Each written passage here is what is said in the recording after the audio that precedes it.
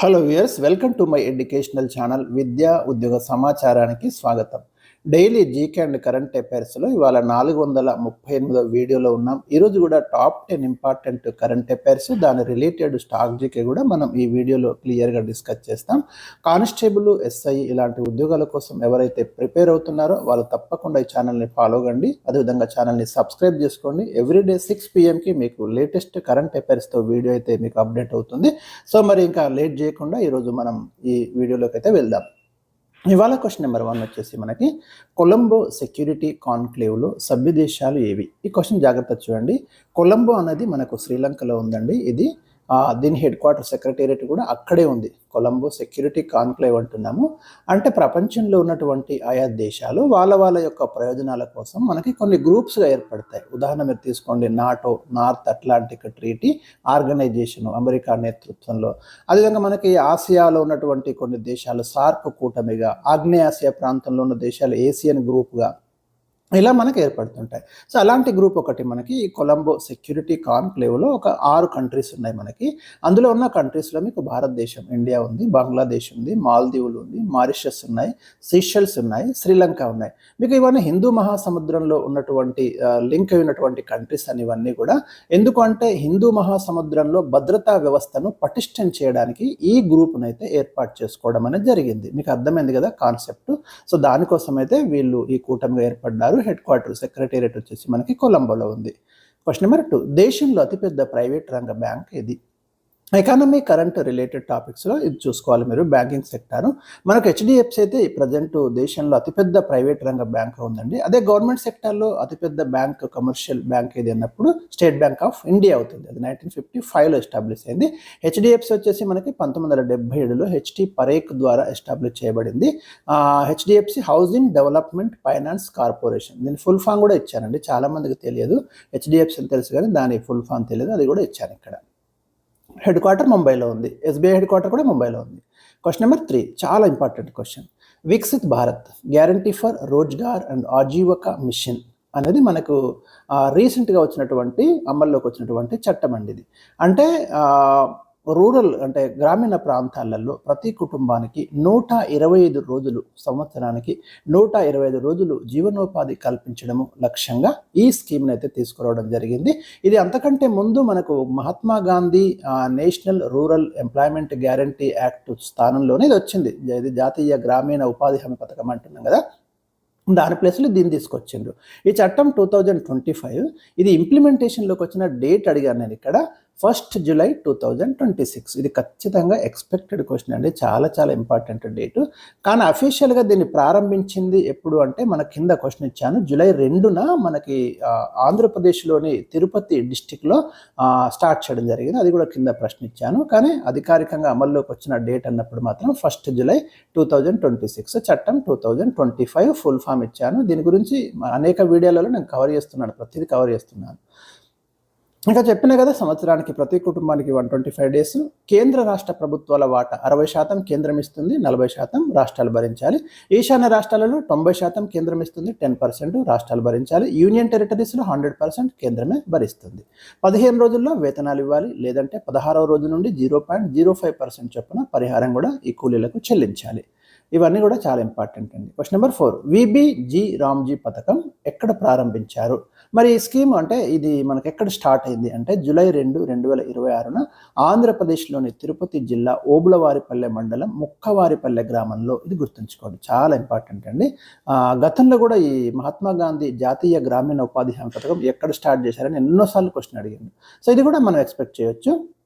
తిరుపతి జిల్లా ముక్కవారిపల్లె గ్రామంలో కేంద్ర గ్రామీణాభివృద్ధి వ్యవసాయ శాఖ మంత్రి శివరాజ్ సింగ్ చౌహాన్ దీన్ని లాంచ్ చేయడం అనేది జరిగింది.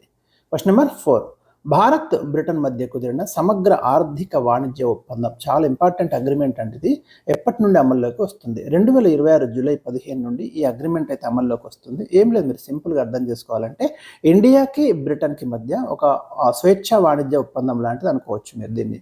ఎందుకు అంటే మనం చాలా ఎగుమతులు ఇప్పుడు బ్రిటన్కి చేసుకోవచ్చు, ఇది సుంకం లేకుండా. కాబట్టి మనకు బెనిఫిట్ అవుతుంది. సో బ్రిటన్ వాళ్ళకు కూడా బెనిఫిట్ అవుతుంది. ఈ రెండు దేశాలకు పరస్పర అంగీకారమైనటువంటి అగ్రిమెంట్ ఇది. మనకి 2025 జూలై 24ని అగ్రిమెంట్ జరిగింది. ఇంప్లిమెంటేషన్ మాత్రం 2026 జూలై 15 నుంచి. దీన్ని ఏమంటున్నామంటే మనం comprehensive economic and trade agreement అంటున్నాం. ఇది చాలా ఇంపార్టెంట్ ఫుల్ ఫామ్ అవుతుంది. ఇది గుర్తుంచుకోండి.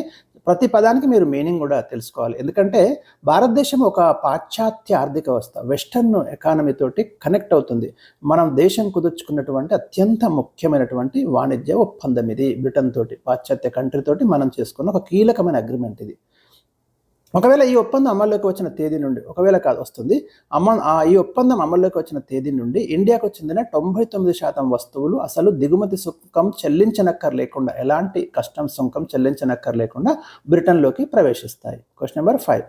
అమెరికా రాజ్యాంగంలోని 14వ సవరణ దేనిని తెలియజేస్తుంది? రైట్, అమెరికా కాన్స్టిట్యూషన్ రీసెంట్గా న్యూస్లోకి వచ్చిందండి. ఎందుకంటే అమెరికా రాజ్యాంగంలో ఏముంది అంటే అక్కడ 14వ సవరణ 1868లో చేసిండు. అమెరికా గడ్డపై జన్మించే ప్రతి వ్యక్తి కూడా ఈ సవరణ ప్రకారం అమెరికన్ అవుతాడు. కానీ ట్రంప్ ఏం చేసిండంటే మనకి ఆ ఉత్తర్వును, అంటే అది చెల్లదు అని చెప్పి ఒక ఎగ్జిక్యూటివ్ ఆర్డర్ జారీ చేస్తాడు. దాని మీద రీసెంట్గా సుప్రీంకోర్టు ఏమిచ్చింది అంటే ట్రంప్ ఇచ్చిన ఎగ్జిక్యూటివ్ ఆర్డర్ చెల్లదు, అమెరికా రాజ్యాంగంలో ఉన్నటువంటి 14వ సవరణ ప్రకారము ఈ గడ్డపై జన్మించిన ప్రతి వ్యక్తి అమెరికన్ అవుతాడు. ఏదైతే ఆ సవరణ ఉందో దాన్ని వైలేట్ చేయడం కుదరదు అని క్లియర్గా సుప్రీంకోర్టు రీసెంట్గా జడ్జిమెంట్ ఇచ్చింది. కాబట్టి ఇది న్యూస్లోకి వచ్చిందంటే మీరు డెఫినెట్గా ఆ సవరణ ఎప్పుడు చేయబడింది, అమెరికాలో బర్త్ ద్వారా సిటిజన్షిప్ ఇవ్వడానికి వీలయ్యే సవరణ ఏది, ఇలాంటి క్వశ్చన్స్ డెఫినెట్గా మనం ఎక్స్పెక్ట్ చేయొచ్చు. 14th సవరణ ఏం చెప్తుంది? అమెరికా భూభాగంలో జన్మించిన లేదా సహజ సిద్ధంగా పౌరసత్వం పొందిన వారందరూ అమెరికా పౌరులే. గతంలో బానిసలుగా ఉన్న వారికి దీని ద్వారా పూర్తి పౌరసత్వం లభించింది. అంటే ఆ టైంలో వాళ్ళ కోసం చేశారు. ఇది ఇంకా అందరికి కూడా ఇంప్లిమెంట్ అవుతుందని సుప్రీంకోర్టు అయితే రీసెంట్గా చెప్పింది. జూన్ 30న 6-3 మెజార్టీతో ఆమోదం. ఈ కేసును ఏమంటామంటే మనం ట్రంప్ వర్సెస్ బార్బారా కేసు అంటాం. ఈ కేసు ఇదే పేరుతో కూడా అడగచ్చు క్వశ్చన్. Question number 6. 2025 సంవత్సరంలో ఏ రాష్ట్ర ప్రభుత్వం అత్యధికంగా ఆర్డినెన్స్లు జారీ చేసింది? ముందు మీకు ఆర్డినెన్స్ అంటే అర్థం కావాలి. ఎక్కడైనా కానివ్వండి, ఏ రాష్ట్రంలోనే కానివ్వండి, అసెంబ్లీ సమావేశంలో లేనప్పుడు ఏదైనా ఒక చట్టాన్ని, ఏదైనా ఒక దాన్ని ఇంప్లిమెంటేషన్లోకి తేవాలి. ఏదైనా కానివ్వండి, ఒక చట్టం అమల్లోకి రావాలంటే ఖచ్చితంగా అసెంబ్లీ ఆమోదం ఉండాలి. కానీ అర్జెంట్ ఉంది, అసెంబ్లీ ఇప్పుడు సమావేశాలు లేవు, మరి ఏం చేయాలి? అప్పుడు కూడా చట్టం అమల్లోకి తీసుకురావచ్చు. అంటే గవర్నర్ ఏం చేస్తాడంటే భారత రాజ్యాంగంలో ఉన్నటువంటి 213 ఆర్టికల్ ప్రకారము ఆర్డినెన్స్ జారీ చేస్తాడు. దీనికి చట్టానికి ఉండేటటువంటి అన్ని అధికారాలు ఈ ఆర్డినెన్స్కి ఉంటాయి అన్నట్టు. ఈ ఆర్టికల్ గుర్తుంచుకోండి, 213. రాష్ట్రపతి ఏమో 123 ఆర్టికల్ ప్రకారం ఆర్డినెన్స్ ఇస్తే, ఇక్కడ గవర్నరు 213 ఆర్టికల్ ప్రకారం ఆర్డినెన్స్ జారీ చేస్తాడు. అట్లా మనకి 2025లో ఎక్కువ ఆర్డినెన్స్లు ఇచ్చిన రాష్ట్రం ఏదంటే యూపీ అన్నట్టు. సెకండ్ ప్లేస్లో మహారాష్ట్ర ఉంది. యూపీలో 16 ఆర్డినెన్స్లు జారీ చేసిండు. అంటే ఎందుకు ఇది ఇంపార్టెంట్ అంటే అసలు వాస్తవానికైతే ఏ చట్టం తేవాలన్నా అసెంబ్లీ ఆమోదించాలి, అప్పుడే అది అమల్లోకి వస్తుంది. అసెంబ్లీలో ఎవరు ఉంటారు? పబ్లిక్ రిప్రజెంటేటివ్స్ ఉంటారు, ఎమ్మెల్యేస్. అంటే వాళ్ళ ఆమోదం లేకుండానే గవర్నమెంట్ ఏదైనా చట్టం తేవచ్చు అని మనకు అర్థమవుతుంది. అంటే ఏమవుతుంది? పరోక్షంగా డెమోక్రసీకి కొంత విరుద్ధంగా వెళ్తుంది అని మనం అనుకోవచ్చు. సరే, అన్ని సందర్భాల్లో కాకపోయినా కొన్నిట్లో అది దుర్వినియోగమయ్యే అవకాశం ఉంది అనేది ఒక వాదన వస్తుంది అన్నట్టు ఎప్పటికీ మనకి. సో అట్లా ఏదైనా స్టేట్ ఎక్కువ ఆర్డినెన్స్లు తెస్తున్నారు అంటే మరి అసెంబ్లీని పరిగణలోకి తీసుకోవడం లేదా అనేది ఒక ప్రశ్న తలెత్తుంది. కాబట్టి ఇలాంటివి వచ్చినప్పుడు మనం చూసుకోవాలి ఎక్కడ వస్తున్నాయి, ఎందుకు వస్తున్నాయి అనేది. Question number 7. తీస్తా నది సమగ్ర నిర్వహణ పునరుద్ధరణ ప్రాజెక్టు సాధ్యాసాధ్యాలపై సంయుక్త అధ్యయనాన్ని వేగవంతం చేయాలని ఇటీవల ఏ దేశాలు అంగీకారం కుదుర్చుకున్నాయి? చాలా చాలా ఇంపార్టెంట్ అండి. ఈ తీస్తా రివర్ అనేది మన ఇండియాలోనే జన్మించి మీకు బంగ్లాదేశ్ గుండా ప్రవహిస్తుంది. బంగ్లాకి ఇండియాకి మధ్య ఒక కాన్ఫ్లిక్ట్ ఉంది ఈ నది విషయంలో, ఈ నది జలాల పంపిణీ విషయంలో కావచ్చు, చాలా ఇష్యూస్ ఉన్నాయి. కానీ రీసెంట్గా బంగ్లాదేశ్ ఏం చేసింది అంటే చైనా పర్యటనకు వెళ్ళి అక్కడ వాళ్ళతోటి అగ్రిమెంట్ చేసుకుంటున్నారు. అంటే తీస్తా నదిని డెవలప్మెంట్ చేయడము, మీకు ఇక్కడ ఫుల్ ఫామ్ ఇచ్చానని, తీస్తా river comprehensive management and restoration project అంటాం దీన్ని. సో దానికి సంబంధించి వీళ్ళు చైనా తోటి సంప్రదింపులు జరుపుతూ వాళ్ళు ఆ పనిలో ఉన్నారు బంగ్లాదేశ్ వాళ్ళు. అంటే బంగ్లాదేశ్కి ఇండియాకి అసలు సమస్య ఉంది ఇక్కడ తీస్తా విషయంలో. మరి బంగ్లాదేశ్ ఏమో చైనా వైపుకి డైవర్ట్ అవుతుంది. సో ఇక్కడ ఇంటర్నేషనల్ రిలేషన్స్ చదివేటప్పుడు మీరు ఇది అంటే ఆ కాన్సెప్ట్లో మీరు దీన్ని చదువుకోవాలి. చాలా చాలా ఇంపార్టెంట్. మనకి బంగ్లాదేశ్కి సమస్య ఉంది తీస్తా విషయంలో, కానీ బంగ్లాదేశ్ ఏం చేస్తుంది? చైనా వాళ్ళను అక్కడికి ఇన్వైట్ చేస్తుంది, మీరు తీస్తాను డెవలప్ చేయండి, రివర్ను డెవలప్ చేయండి అని. ఒకవేళ వాళ్ళు కనుక వచ్చి ఇక్కడ డెవలప్ చేస్తే ఏమైంది అంటే మనకు సమస్య అవుతుంది. రీజన్ ఏంటంటే మనకు సిలిగురి కారిడార్ అని ఉంది కదా, మన మెయిన్ ఇండియాను ఈశాన్య రాష్ట్రాలతోటి కనెక్ట్ చేస్తుంది కదా. సో ఆ కారిడార్ దగ్గర వీళ్ళ యొక్క ప్రమేయం పెరిగిపోతుంది చైనా వాళ్ళది. అది చాలా రకాల సమస్యలకు దారితీయొచ్చు అనేది ఇక్కడ ప్రాబ్లం.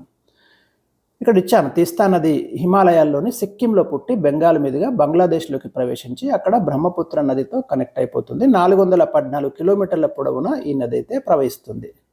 క్వశ్చన్ నెంబర్ 7, గగన్ విస్తరించండి. గగన్యాన్ వేరు, ఇది గగన్ వేరు అండి. Gagan full form GPS aided geo augmented navigation అంటాం దీన్ని. It is India's indigenous satellite based augmentation system. Question number 8, 2026 July 2న భారత్లో పర్యటించిన జపాన్ ప్రధాని ఎవరు?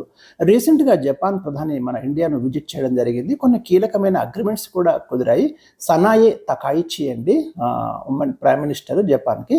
భారత్ జపాన్ 16వ శిఖరాగ్ర సమావేశం జరిగింది న్యూఢిల్లీలో. ఇద్దరు దేశాలు అంటే ఇండియా నుంచి prime minister Narendra Modi, Japan నుంచి ప్రైమ్ మినిస్టర్ సనాయే తకాయిచి సమావేశమై కీలకమైన ఒప్పందాలు అయితే ఇక్కడ చేసుకున్నారు. చాలా చాలా ఇంపార్టెంట్ విజిట్ అని మనం దీన్ని అనుకోవచ్చు. ఎందుకంటే మనకు ఆర్టిఫిషియల్ రంగంలో కానివ్వండి, ఈ టెక్నాలజీ రంగంలో కానివ్వండి, మనకి చాలా సపోర్ట్ అయితే జపాన్ నుంచి లభిస్తుంది. క్వశ్చన్ నెంబర్ 9, డాక్టర్స్ డే ఏ రోజున జరుపుకుంటారు? ముఖ్యమైన దినోత్సవాలకు సంబంధించి ప్రశ్నలు ఉంటాయండి. జూలై 1న ఈ డాక్టర్స్ డే జరుపుకుంటాం. దీనికి రీజన్ ఏంటంటే మనకి బిధాన్ చంద్ర రాయ్, బీసీ రాయ్ అంటాం కదా, బీసీ రాయ్ యొక్క జయంతి అండి ఈ జూలై 1 అనేది. సో మరి ఆయన దేశ వైద్య రంగానికి, ప్రజారోగ్య మౌలిక సదుపాయాల అభివృద్ధికి ఆయన చేసినటువంటి విశేష కృషికి గుర్తింపుగా మనము ఈ డేను జాతీయ వైద్యుల దినోత్సవంగా జరుపుకుంటున్నాం. ప్రతి సంవత్సరం మనకు అత్యుత్తమ వైద్యులకు డాక్టర్ బీసీ రాయ్ జాతీయ అవార్డు ఇస్తుంది కేంద్రం.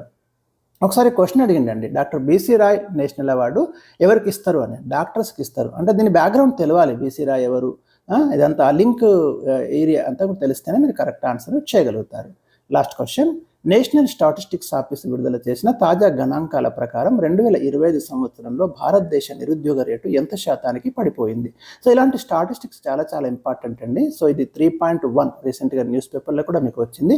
మనకు కేంద్ర గణాంక కార్యాలయం ఏదైతే ఉందో అది వాళ్ళు ఇచ్చినటువంటి డాటా ఇది గుర్తుంచుకోండి. సో ఇవి నేను ఈరోజు మీకు ఇచ్చినటువంటి లేటెస్ట్ కరెంట్ అఫైర్స్. మరిన్ని కరెంట్ అఫైర్స్ నెక్స్ట్ వీడియోలో అందిస్తాను. Thank you for watching.